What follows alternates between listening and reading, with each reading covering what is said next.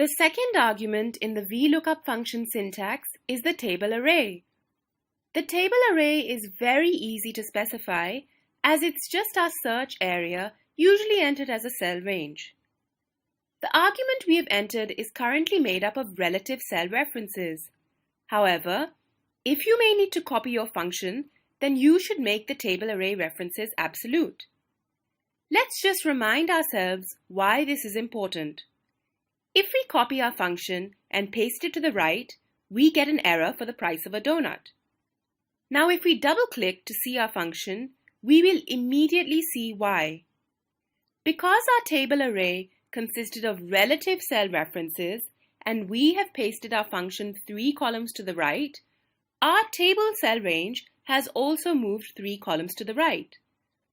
The VLOOKUP function is now searching this shaded area instead, and that's why we're getting an error.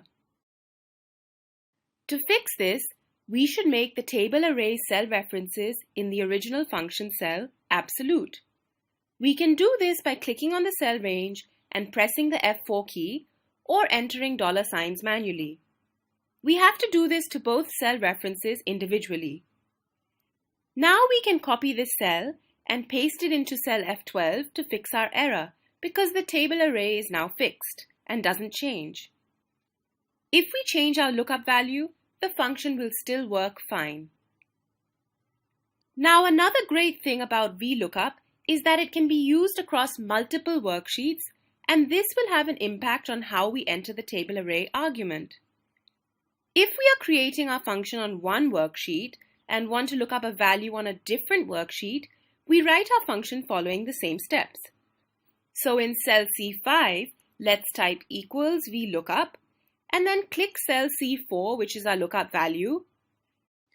Now for our table array argument, we have to reference our second worksheet. So click on the Data Worksheet tab and then highlight the table area. Once you've done this and enter a comma, Excel will stay on this worksheet because the next argument, which is the column number, also refers to this table array. If we pay attention to the formula bar, we can see our function in progress. So now we have to enter the column number, which is 3 for price, followed by inserting false for an exact match.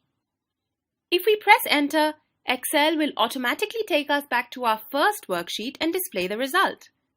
VLOOKUP is usually used across multiple worksheets because we are often looking up huge spreadsheets and it's clearer to display results separately.